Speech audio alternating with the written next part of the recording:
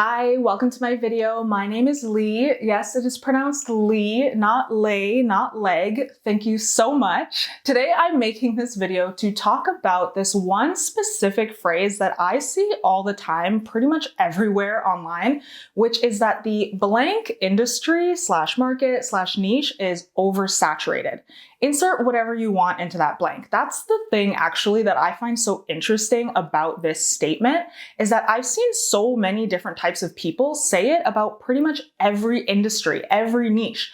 I've seen people say this about coaching, about content creators, about commentary YouTube channels, about live streaming, about handmade jewelry. Pretty much whatever it is that you're trying to do, there is probably a really popular sentiment that it's already too late for you. It's already oversaturated. You missed the boat. Sorry. I actually just want to say that it's just not true. It's simply not true. It's a popular thought because of the way that our human brains work, but that doesn't make it an objective fact. And it's also not even relevant. And it's also stupid. And here's why. So I'll use myself as an example, but like I said, I've seen so many different types of people say this across like vastly different niches and industries. But I'll use myself, okay?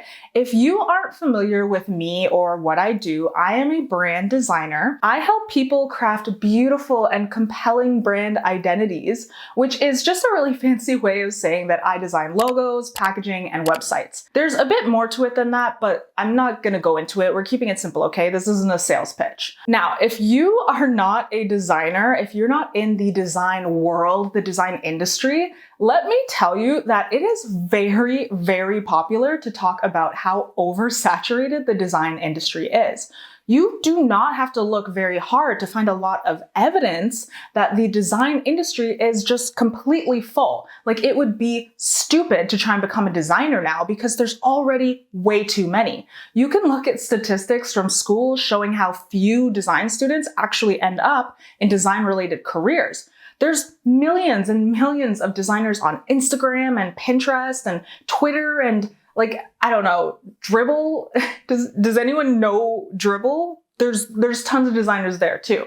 There's also websites like Fiverr where hundreds of thousands of people offer to do business logo for like less than $30. And if the human competition wasn't bad enough, there's also lots of like online generators that claim to be able to completely eliminate the need for designers altogether. Just Google free online logo maker and you'll get millions of results. There's really a lot of proof that the design industry is completely oversaturated. But just setting aside for a moment the fact that having an abundance of low quality options does not and will never outweigh the need for high quality options, just putting that aside for a minute, still, it is very easy to get super overwhelmed by all of these things and feel like there's just absolutely no way for you to stand out because the market is just way too full. It's way too crowded already. But here's the thing. This is actually just an example of one of the ways that our human brains just aren't really suited for the modern world. If you take nothing else away from my content, I really want you to understand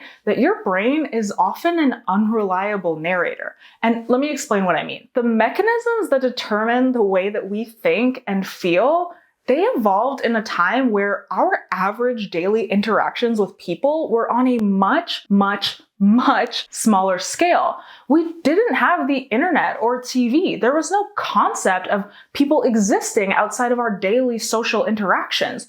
For all intents and purposes, the only people that we knew existed in our brains were the people that we were seeing every day personally in the real world within a pretty limited area. And this is really important to recognize, okay? I'm not going off topic. It's important to understand because it helps to explain why this idea that blank is oversaturated is such a popular thought. No matter what industry you're looking at, what niche, no matter where you look, there's always going to be people saying the market is oversaturated. It's because our brains don't really have the natural capacity to comprehend the massive scale of the large numbers of people that we're interacting with now with the internet and TV and just being so connected. So when we're scrolling through Instagram for inspiration or our daily dose of comparison, if we see like 20 people doing the thing we want to do,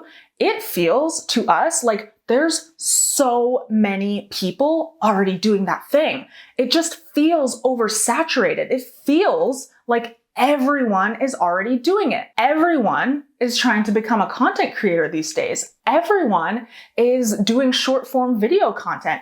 Everyone is launching an online course. Everyone, whatever. Insert whatever thing that you feel like you're already too late for, that you already missed the boat on. Our brain's concept of everyone is honestly like 20 people. That's all it really takes for us to feel like it's an overwhelming majority. And with social media the way that it is really not hard to find loads and loads of people already doing that thing that you want to do. And a lot of them are going to be better than you too. But the thing that's important for you to remember is that those 20 people, or even 200 people, or even 2,000 people that you follow and constantly compare yourself to, that is such an insignificantly small number of people in the grand scheme of things. When you zoom out and look at the big picture, 2,000 people doing the thing you want to do is nothing. It's practically no one. And yet our brain perceives that as everyone. And now you might be thinking that I'm looking into this way too deeply or I'm overanalyzing it because obviously when we say everyone's already doing something, we know logically that not literally everyone is already doing it. But I think sometimes people don't really realize how completely illogical our subconscious brains actually are. This isn't about logic. This is about all the weird little things that our brains do for the sake of efficiency and self-preservation.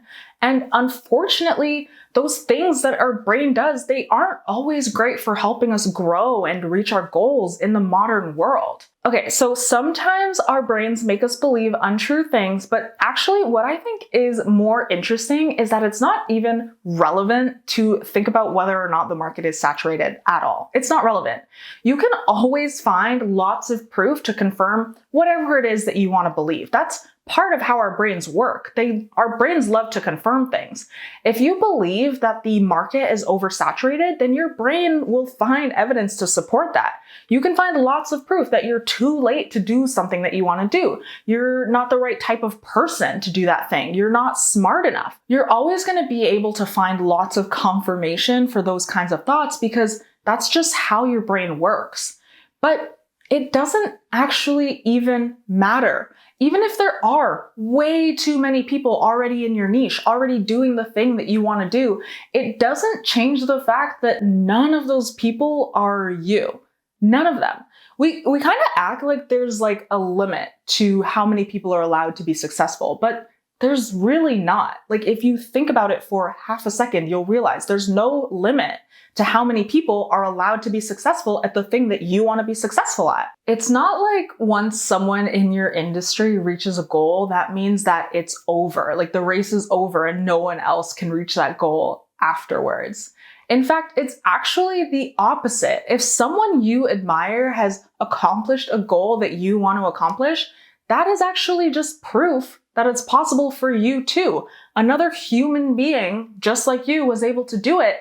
That should inspire you, not make you feel like you're too late. A lot of the time, I think what we do is that we look at the most popular people in our niche, in our industry, and we use them as proof that it's already too late for us. Someone else is already doing the thing that we want to do. I see this actually happen a lot with content creators. They go, what's the point of starting another podcast about blank? There's already 10 other super popular podcasts about blank. As if there's only allowed to be 10 podcasts about a topic. As if those 10 popular podcasts are enough to satisfy all of the vastly different people interested in that topic. Let me tell you, just from my personal preference, my personal experience, Some of my favorite podcasts are not the most popular podcasts in their category, but they're my favorite because of the specific individual people who host them, who create them. Because I like their vibe and I like the way that they talk and their sense of humor.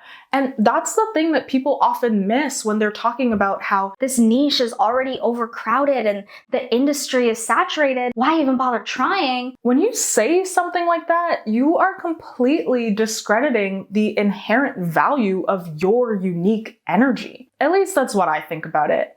I hope that you found this little chat helpful and that it inspired you to start doing that thing, whatever it is, that thing that you really want to do. I think it's a really good idea. You should go for it. I love doing these types of videos where I can just sit and talk about my thoughts about creativity and entrepreneurship and going after your dreams. So I think that's what I'm going to keep doing. If you are into that, feel free to check out some of my other videos. Maybe subscribe to my channel. Maybe like this video, maybe send it to a friend, maybe post about it on your Instagram stories, maybe just like do all of my marketing for me, you know? No, actually, if you want to do just one thing, please leave a comment down below because my love language is words of affirmation and nothing motivates me more than a really nice comment. So I'd love for you to let me know your thoughts on this video, and I hope that the value of this video is a fair exchange for the value of your engagement. I appreciate you. Okay, bye.